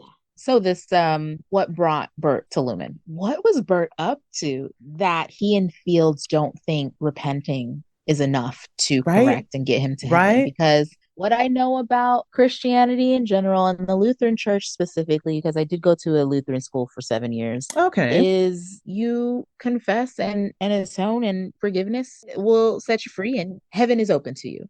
So what was Burt doing? I mean, my initial thought was just like, oh, clearly he was a philanderer. He says it in the next conversation. He gets a little more into that. Yeah. But my initial thought was like, oh, that's because he was running around. He was out here in these streets. He was getting it left and right. We've seen it. We've seen the flirt Burt, we know that that's in him. So clearly he's just running around town. But I also, much like you, was like, but that, not to say that that's not a thing to warrant repentance and forgiveness, but like, lots of folks be cheating, right? Right. And a lot of folks cheat in our religious and don't think that that is going to send them to hell. Surely don't. Blow right past it. My initial thought, right when he said it, was like, oh, do they think like because of their homosexuality, that's the problem? But But then then they at the said, end, no, we're Field going to says, so church he as a can couple. be, and so he can be with me. So he thinks he's going to heaven. So that can't be the reason, Also you true. know? Also true. Yeah. So I thought that too. I was like, oh, because they're gay, they're worried they aren't going to get in. But when they said they went to church together, I was like, well, Mhm. maybe they go together, but people don't know they're together. But then they're talking to their pastor as a Right. couple. And like you Yeah. said, and Fields is very much like, well, I know I'm going to heaven. So what Right. about you? So Yeah. So yeah, I that definitely ain't was it. like, well, now wait a minute. Hmm. What's the difference here? So now I'm wondering, was Burt into some shadier business than we realize? And if so, what Hmm. did that entail? And again, him Right. in this all black getup does not inspire much confidence about him being a good, decent, upstanding No, citizen. I don't like it. I don't like it. We'll see. But it makes me nervous as more things. It's just building up my anxiety. Yeah. Anything else, or do we want to move on? No, that was it.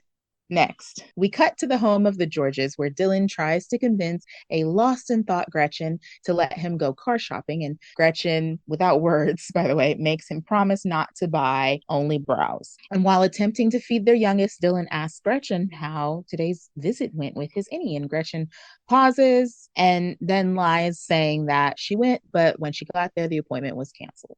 We then shoot over to Mark, who is hoovering food at the local Chinese restaurant and can't down the rice fast enough. He has multiple plates lining the table. And as the check arrives, he pulls out cash to pay for the bill. And he looks up and he sees Helena Egan has been seated a few tables down. And she smiles at him, and Mark looks around confused, and she smirks again and rises to greet him at his table. So she introduces herself to him, and he makes it very clear that he already knows who she is, and they shake hands. She looks for an invitation to sit, but does not get one, so she invites herself to take a hint, lady. And she raves, saying that she's heard great things about his work. And Mark says, funny, I've heard nothing about my work. And Helena recognizes it as a joke and apologizes for the systemic error of the OTC. They begin to banter back and forth, which catches Mark off guard in an intriguing way. And he rolls with it until she mentions that she would like to hear more about Mark's OTC experience sometime. And this begins to put Mark on the defense. Then Helena mentions him losing his wife, Hannah. Mark quickly corrects her, Gemma, and then he vacantly responds, thank you. And he begins coughing again. And at that point, he pays for the tab. He's like, gotta get out of here. And so when they stand to part ways, Helena looks at him and almost like she's hoping he'll recognize her. And Mark catches on to this weirdness and pulls back. And then he quickly exits towards the door. At the same time, Drummond is over in Irving's house. He has a key to Irving's trunk and finds the list of severed employees. And on the third page, he sees that Irving has the information to Burt Goodman's residence. Back to the top. Oh, damn, Gretchen. Just tell Gretchen. him because, She just sat there so lost in thought, oh my like, gosh. I cheated on my husband today. Like she had that cheater face, like, Yeah, ooh, and the pause when he asked the question was way too long. And I was just like, come on, it's the secrecy that makes it bad because it's him, it's your husband. Like, if we talk about what about this makes this right. like any other affair, it's that you're lying by omission. That's what makes it Exactly. bad.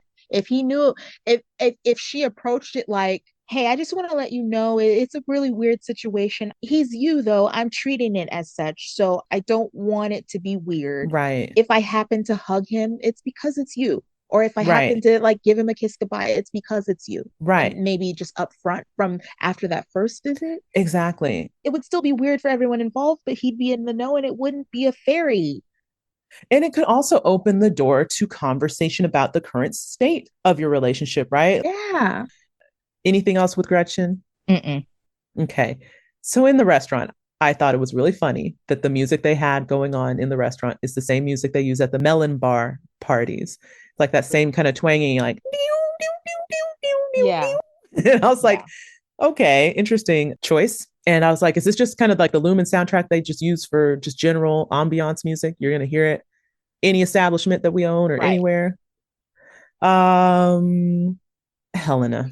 So my first thought at the beginning, Helena is more known than I previously thought. And we had discussed like previously, is she more of like a silent partner situation and just people on the outside don't know her, especially because it seemed like they were presenting her to the public Mm-hmm. at the The gala. gala. Mm-hmm. But it definitely, I mean, obviously, at least the people who work there know that she is the big boss. Like he Right. immediately recognized her. And I was like, dang, I thought that recognition was because he had at this point already had a flash of her.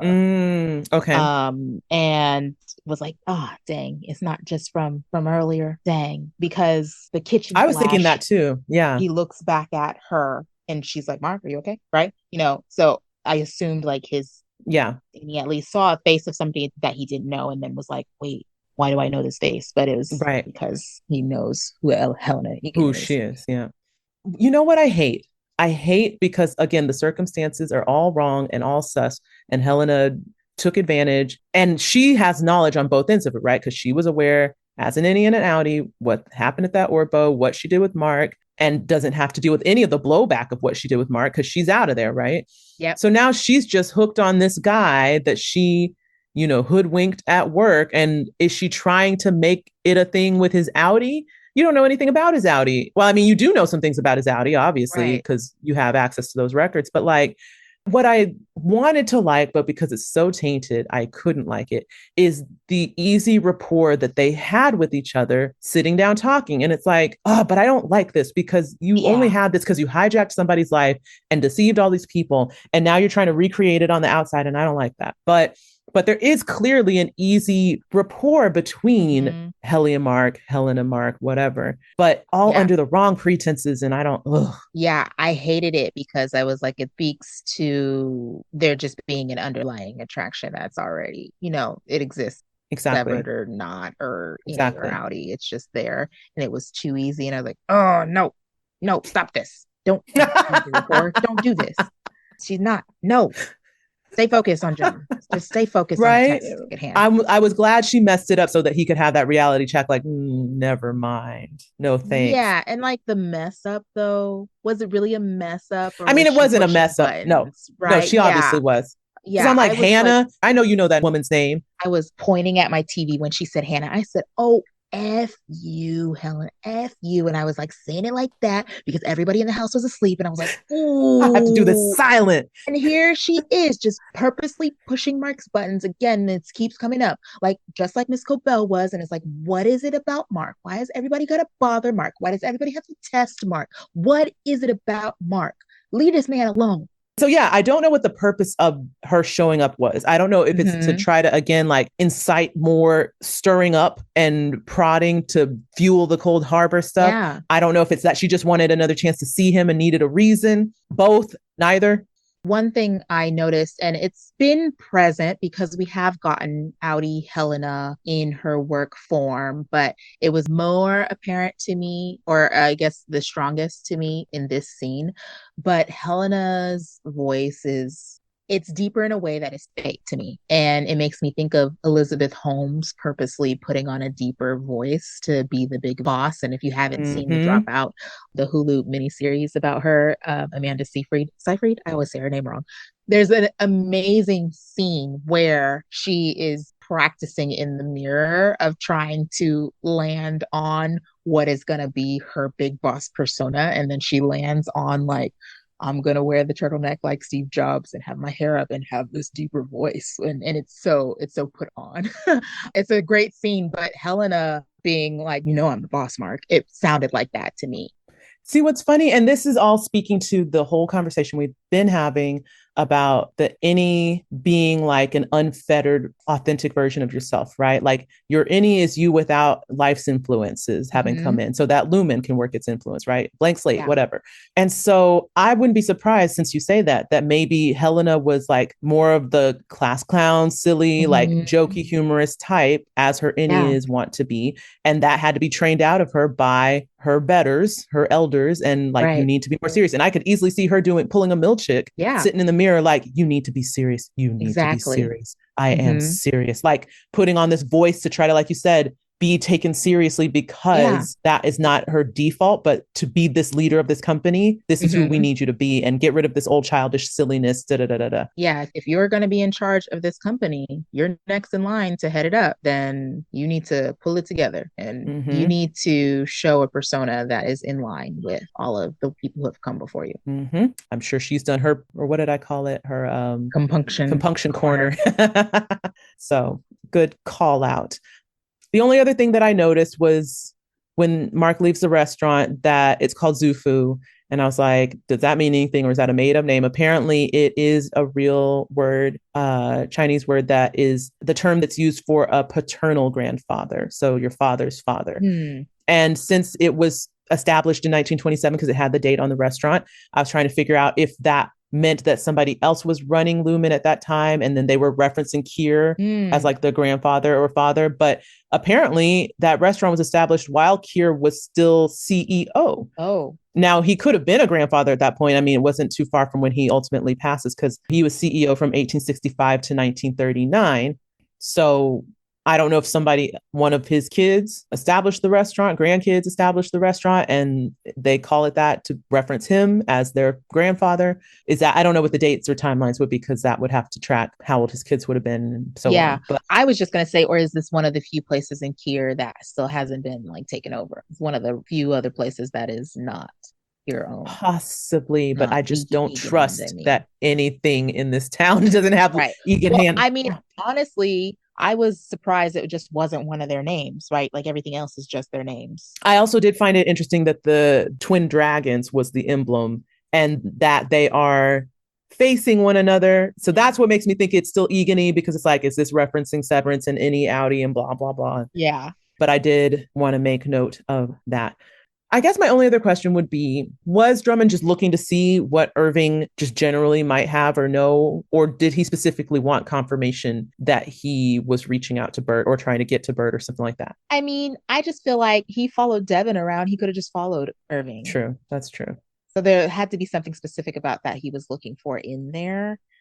I initially had a theory, and I'm going back and forth on it, that it might have been a setup that Burt was involved in to get him out of the house so that Drummond could get in his house. Yeah, I was going to bring that up later. Yeah. Okay. We'll talk about it more then. Let's get to it then. All right. Okay.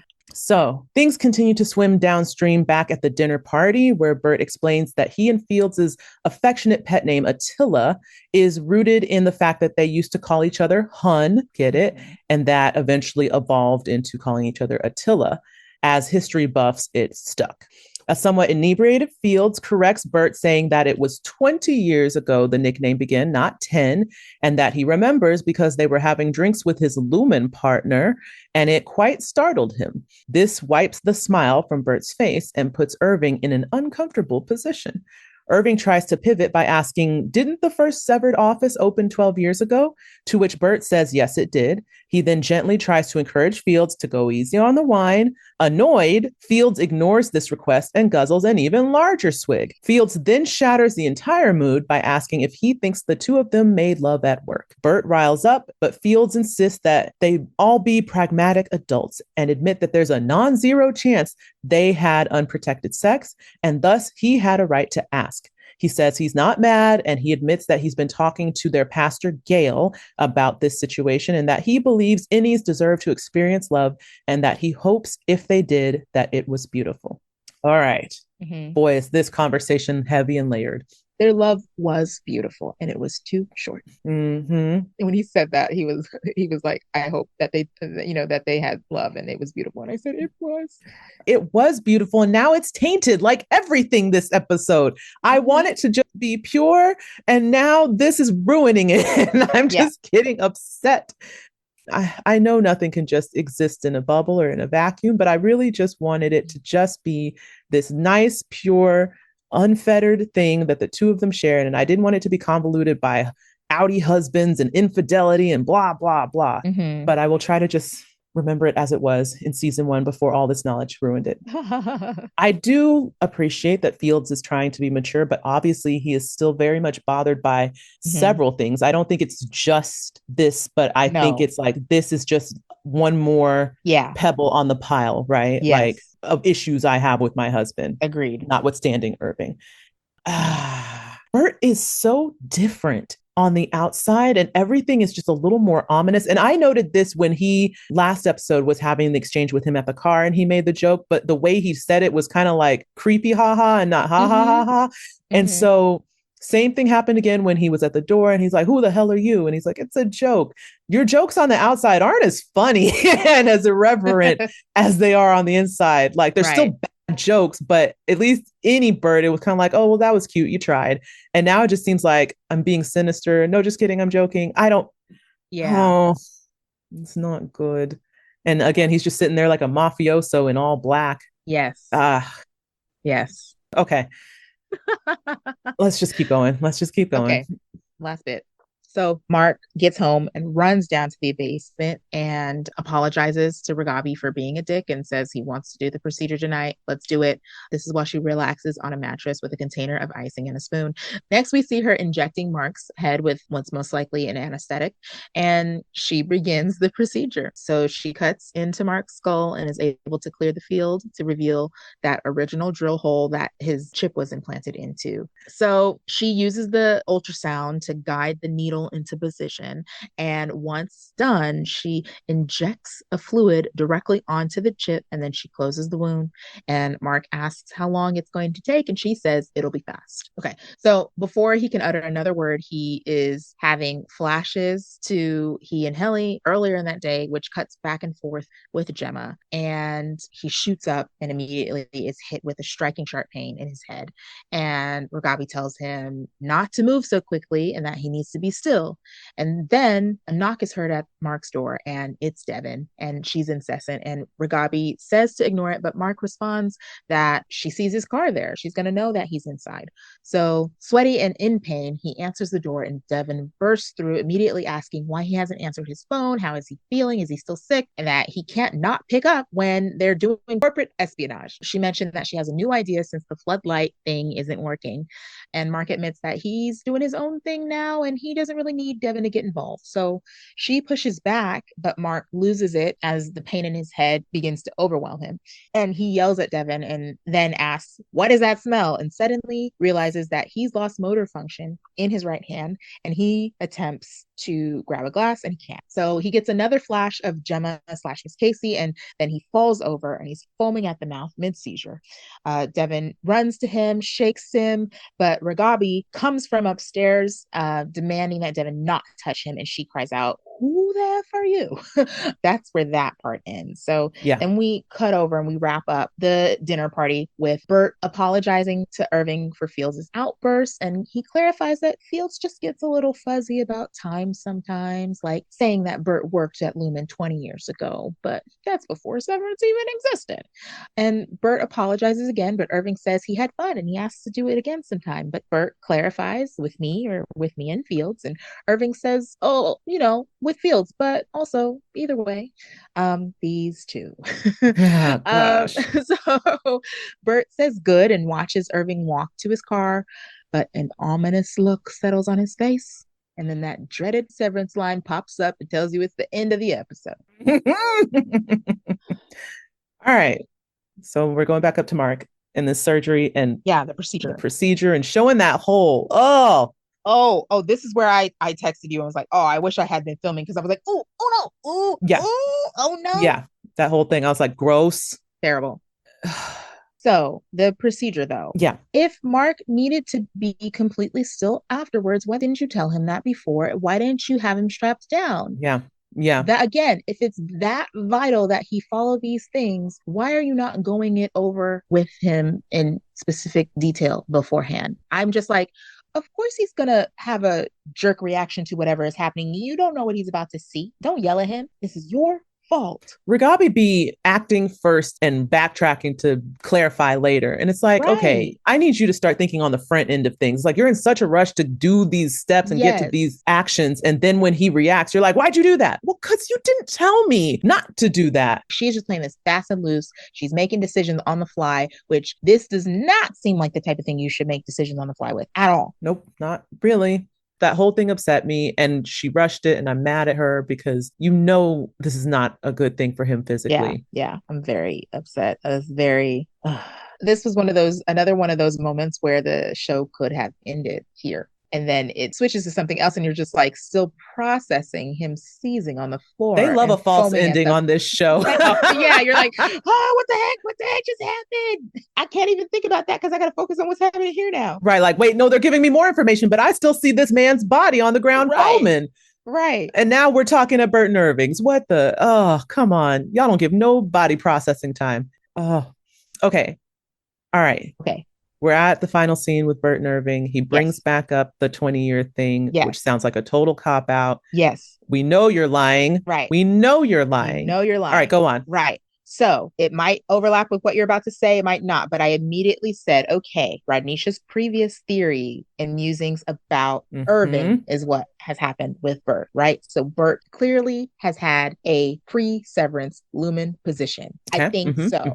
And it was something nefarious, right? We can assume from what Fields was saying that he had other affairs. He had affairs out there. It probably was with somebody he was working with at Lumon. So he definitely has some pre-existing contentions with Lumon, not just with the affairs, but with Lumon specifically. This brings up more questions. Yep. My one question was, so can they also wipe memories from the main person, the Audi person with that chip? Yep. Do we think Burt fully remembers pre-severance Lumon? I went back and forth. There were some things that made me think like, oh, maybe he worked there before and he doesn't know that. And then other things was like, oh no, he totally knows that. But that then brought me to the other question of like, well, maybe the theory is true for both. It doesn't rule out that it was the same is true for Irving, right? And then I was like, maybe the cute theory that I liked before about them continuing to find each other over and over is true. And they already had an affair pre-severance. Okay. So yes, there is overlap. I definitely was like, okay, I'm coming back around to the theory of Burt and Irving having previously been together. I'm definitely still on the theory that both of them worked for Lumon before there was severance. Yeah. I'm super sold on it now. I'm trying to work out the details of how they both have landed where they've landed. But there were things in the conversation that were said that felt like clue drops to me. Like, for one, when Field said, welcome back to our home, that didn't sound like just from the last time you was here crazy yelling. Yeah. That sounded like a familiar, like you've been here before. Number one. Okay. There was another thing that was said during dinner, the way Fields was saying, like, it sounds like Fields is trying to drop truth bombs and can't say it. For whatever reason, he's got to shut up about it, but he's also just so bothered by the fact that this is happening again that it's just like, doggone it, he's back again in my house. Oh, Severance was supposed to fix this. Right. So I feel like they worked together before Severance was a factor. I'm wondering if they both were given the option to have Severance done as a procedure. And there is a way to augment both the Audi's reality and the innie's reality that they don't remember.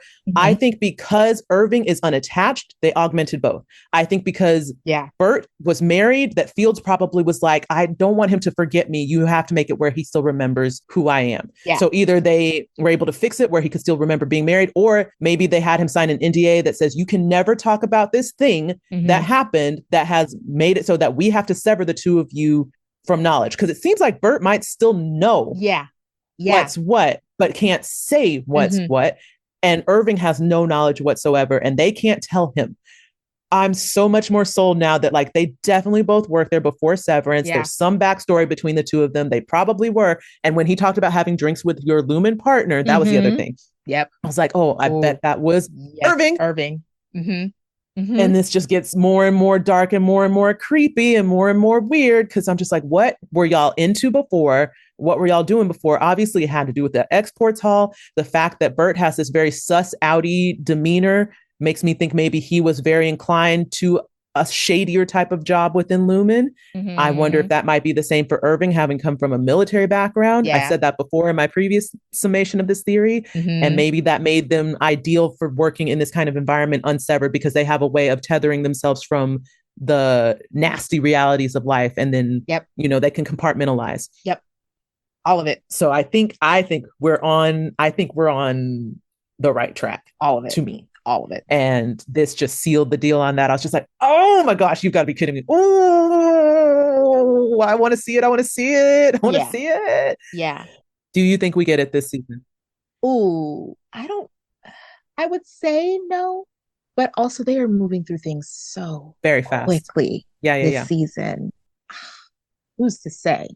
You're right. I also felt at the end of this, like, of course, Christopher Walken just ain't just the love interest. That's just a goofy. Come on, The come happy go on. lucky. Shoulda theorized something like this about Burt sooner. What? I was too focused on Irving. Yeah. And I think they did that on purpose Yeah. because there was so much mystery around it. Nobody's who they seem. And I think that's part of why Mr. Drummond was concerned to see that he had Burt Goodman's information. Because it's like, these two cannot be coming back together. It's a problem. Whatever it is, Yes. he knows where he Yes. lives. Crap. Yeah. Speaking about Mr. Drummond and the paper, we've seen this paper before, right? But I think we got a little more look good at it. I didn't get clips, but there's enough other people on the internet who have, so I've looked through Mhm. it. And Okay. there's just so many little, this might need to be a Notes. little extra. There's so many little notes on it. And Mhm. there's specific letters underlined in people's I names. noticed that this time around. I didn't notice that the first time. I did Yeah, notice it and this I was time. trying to anagram it and see what Yep. other word was made with those underlined, and I couldn't. We need more time to sit with it. Mm-hmm. There was notes by Dylan G, our Dylan G that we know, but there was also another Dylan G, and that Yep. cannot be a coincidence. Something weird about it. Some of them have notes about like if they're married or not. There's just a lot of stuff there. And then the listing made it seem like, okay, this has to be the person he's on the phone with has to be someone on the inside or someone who used to be on the inside because it seems like a Lumen printout, not something that has been typed and Oh, information yeah. gathered. Yeah. Yeah. Yeah. It seems like it's a document From from Lumen Lumen. that he has added to in pencil. Do you think it's possible? You know how this is a nod to the Lexington letter. If you have not listened to that on our Patreon, go check it out. Mm-hmm. But do you think it's a similar situation to the chick in the Lexington letter where he snuck out this registry, maybe in his pre-severed form or something from Lumen Right. corporate? Yes. And it doesn't even necessarily have to be pre-severed either, right? True. Because we know from the Lexington letter that the code detector is newer technology and they clearly has worked there Mm, long enough for true. them to be severed prior to that. But you're right. If Dylan G is on there, it is a more recent form. It must not involve his any. It's just someone stuck it out It's to him Audi has somebody on on the inside. somebody snuck it Okay. out to him. Yeah, somebody on the inside. My other thing is Mr. Drummond I wouldn't be surprised if he also has some kind of military background or something, but he's got to be very, very sure that he has put everything back in its place because Irving is gonna know. I hope he's sloppy. I hope Urban catches him. Yeah, I hope so. I hope that is the mistake. That I hope we get a scene of Irving being like, wait a minute. Pause. How did Radar not go berserk with him entering into his home? Oh, that was the other thing. Yes, yes, I didn't write it down, but I didn't write it down because I thought about it while we were talking. Yes, when we were talking about the keys and Lumen just having keys to people's places, I was like, yeah, and the dog not going crazy makes me think it's the same thing as Miss Cobell, where Mr. Drummond has been here before. Before. Okay. All right. Because I'm like, Radar is like, I don't remember if he was a German Shepherd, but he's some type of like guard dog type of breed. Like, Yeah, it's not a dog that's just going to like roll over and be like, oh, intruders, like it's yeah. a dog that you have to keep an eye out on things. So if that dog's not going off, And why? he's an older dog. He might be hard of hearing, but even those dogs, once they realize they might not be as quick Right. to start They barking, didn't even but show the dog mm-mm, at any point come up to him or anything. mm-mm, Where was the dog? mm-mm. Yeah, Oh, yeah. all right. Okay. This episode was so much. It was so much. Yeah. And my final thoughts on this is just, we clearly have said like the theme of this episode is clearly that innies deserve love and they're all seeking this connection. Mm-hmm. One thing that I think was confirmed, or at least starting to be confirmed to me, was the answer to the question of does love transcend severance? Because there were moments for almost everyone where we Mm-hmm. got like, hey, there's something here in a situation, in a pairing of any outie whatever that shouldn't, because it existed in another pairing. Yeah. And whether it's love transcends or just physical attraction, something is there, Familiarity, something. Mm-hmm. there's something there that is lingering or lasting, existing through the severance procedure. I think once you connect on a deep level with Mm-hmm. someone in some way, Mm-hmm. that is going to leave an imprint and that will transfer over. So will it ultimately serve the person? That remains to be seen, but I think it does answer the question in the saddest way possible. All right. Okay, guys. This has been episode 6, Attila. We appreciate you guys taking the time to be with us and listen. If you have not already, check us out on all the socials. You can follow us at Threads, Blue Sky, TikTok, Instagram, Lemonade. Following the handle at the UUR pod, join us. You can also email us at the UURpod at gmail.com. And as always, we would love it if you would check out our Patreon, patreon.com/the UUR pod. You can go there, figure out what joining level you would like to join us at. All of this is basically just a way that you can help support us and our show and our efforts and endeavors as we try to bring you guys the insights and information that you're enjoying. So we would love it if you feel inclined to check out becoming a patron over at Patreon. And hopefully you enjoy the little extra bits that we give you guys over there. And we're working to get more bits to you guys. I don't know why I'm saying bits like that. But just so you know, if you do join the Severed Floor membership tier, that's where you get the extended cuts of our episodes, early access to bonus content, etc. And as always, we ask that you please rate, review, and subscribe wherever you get your podcasts. Leave us a review. 5 stars would be great. If 5 stars is the system, I only know Spotify and Apple. Don't know how these other folks do, but whatever that high rating situation is, we would love it. It helps get this podcast out to more people, helps get more community going. And that's what we are loving about this right now, is the community that is being built. So that's all I got for you guys. And we will see you next episode 7. We're getting into that final stretch, guys. And episode 7, I don't even know how you say this word. Episode 7 is called, what is it? Chikai Bardo? I don't know if I'm saying it right. It might be Chick-Hey. We'll find out, I guess, next week. Yeah. But thank you for joining us this week and tune in for episode 7. Take us away, Callie. Yes, this has been the UUR. And remember, eradicate from your essence childish folly. Grow up. Yeah, grow up.